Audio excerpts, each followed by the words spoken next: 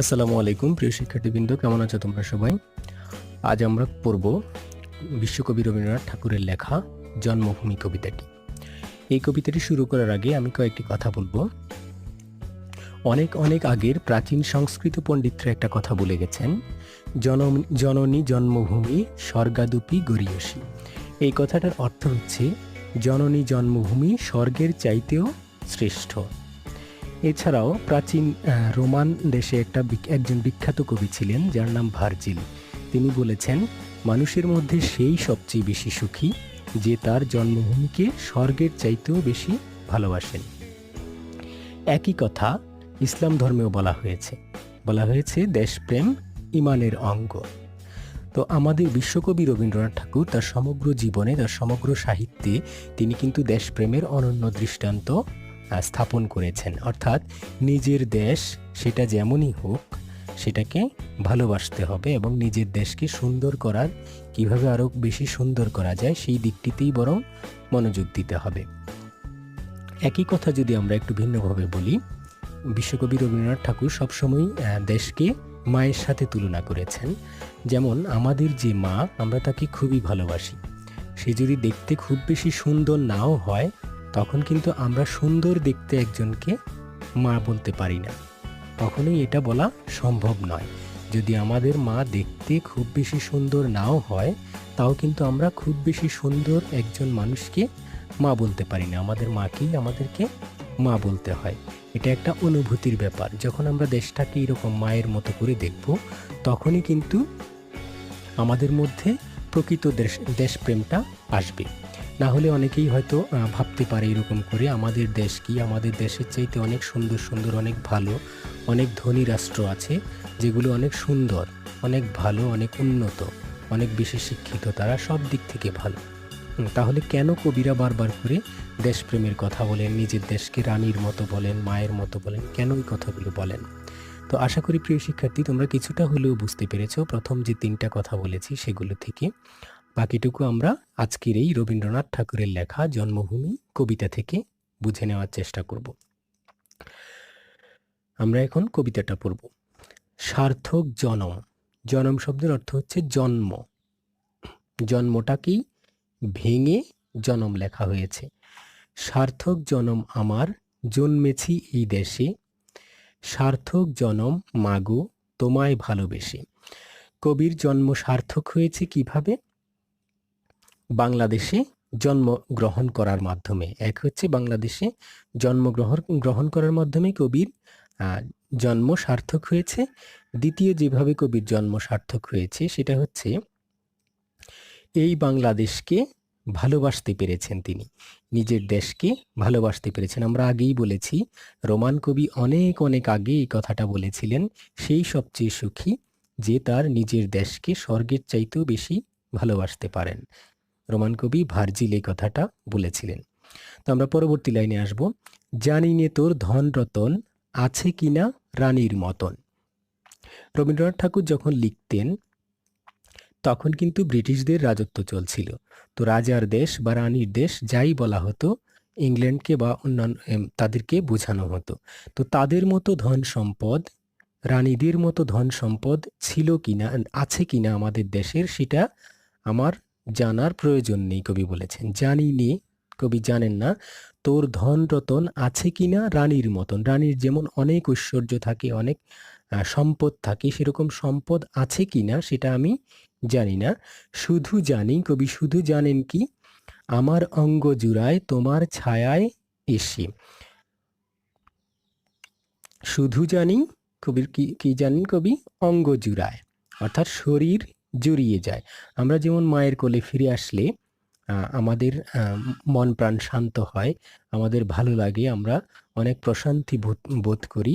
সেরকমভাবে কবি যখন বাংলা মায়ের কোলে আসেন তখন কবির অঙ্গ জুড়ায়, অর্থাৎ শরীর জুড়িয়ে যায় যখন এই দেশেরই কোনো একটা বৃক্ষের ছায়ার নিচে তিনি বসেন। কোন বনেতে জানি নে ফুল গন্ধে এমন করে আকুল, কোন গগনে ওঠে রে চাঁদ এমন হাসি হেসে।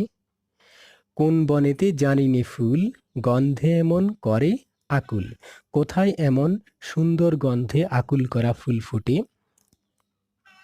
আর কোথায় কোন গগনে এমন চাঁদ এমন হাসি হেসে ওঠে কবি সেটা জানেন না। অর্থাৎ কবি যে বনের অচেনা অজানা ফুলের গন্ধে আকুল হয়েছেন সেটা আর কোথায় পাবেন তিনি। বাংলাদেশের প্রকৃতির মাঝে যেরকম মায়া মাখা চাঁদ হেসে ওঠে রাতের বেলায়, সেরকম আর কোথায় কবি পাবেন। অর্থাৎ কবি যেগুলো পেয়েছেন, বনের যে অজানা ফুলের আকুল করা গন্ধ এবং আকাশে যে সুন্দর চাঁদের হাসি, যেগুলো তিনি পেয়েছেন, কবি মনে করছেন এইরকম আর পৃথিবীর কোথায় তিনি পাবেন। যেহেতু তিনি এগুলো পেয়েছেন, সেজন্যই কিন্তু তিনি নিজের দেশকে ভালোবেসেছেন।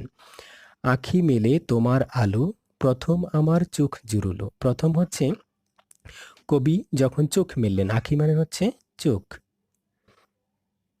চোখ মেললেন যখন শিশু জন্মগ্রহণ করে, প্রথম যখন পৃথিবীর আলো দেখলো, বাংলার আলো দেখলো, তখন কবির চোখ জুড়িয়েছে। ওই আলোতে নয়ন রেখে মুদব নয়ন শেষে, মুদব মানে হচ্ছে বন্ধ করব। অর্থাৎ ওই আলোতে নয়ন রেখেই কবি চক্ষু বন্ধ করতে চান। কোন আলোতে? বাংলাদেশের আলোতে, যে আলোতে প্রথম কবির চোখ জুড়িয়ে গিয়েছিল, সেই আলোতে নয়ন রেখে, চোখ রেখেই কবি আবার মরতে চান। অর্থাৎ এই দেশে তিনি জন্মগ্রহণ করেছেন, এই দেশেই আবার তিনি মৃত্যুবরণ করতে চান। মূলত এই ছোট কবিতাটার মধ্য দিয়ে অনেক কম কথায় কবি নিজের মনের যে আবেগ, যে অনুভূতি, সেটা তিনি প্রকাশ করেছেন।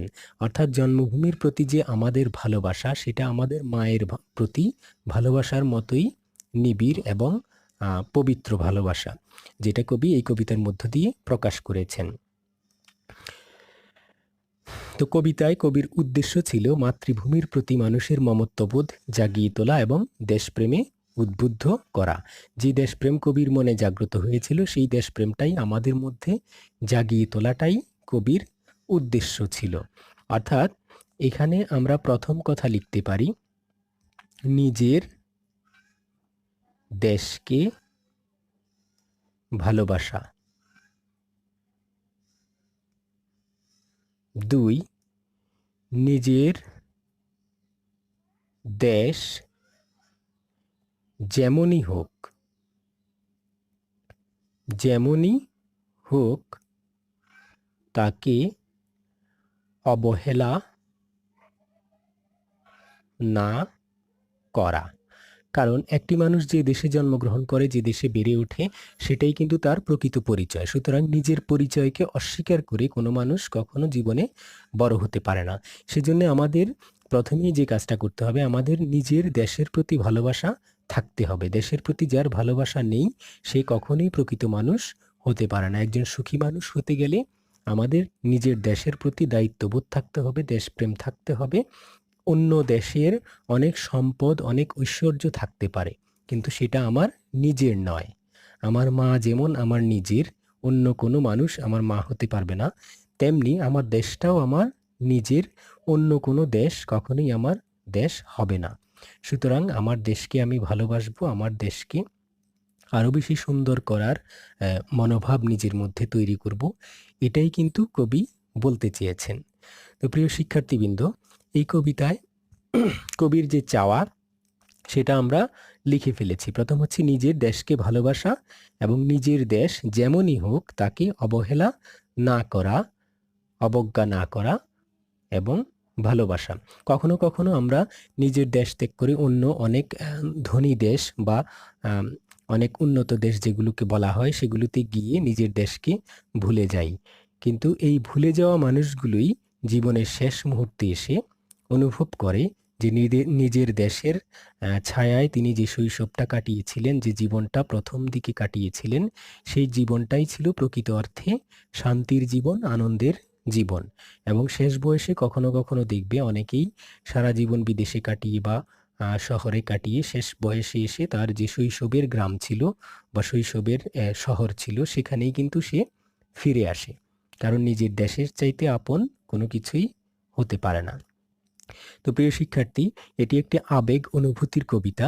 আশা করি আমরা এই অনুভূতির মধ্য দিয়ে যেতে পেরেছি। বিভিন্ন উদাহরণ দিয়ে আমি তোমাদের বোঝানোর চেষ্টা করেছি। আশা করি তোমরা বিষয়টা বুঝতে পেরেছ এবং এই কবিতা থেকে যদি তোমাদের প্রশ্ন আসে সৃজনশীলের প্রশ্নে তোমরা আশা করি উত্তর করতে পারবে। সবাইকে ধন্যবাদ।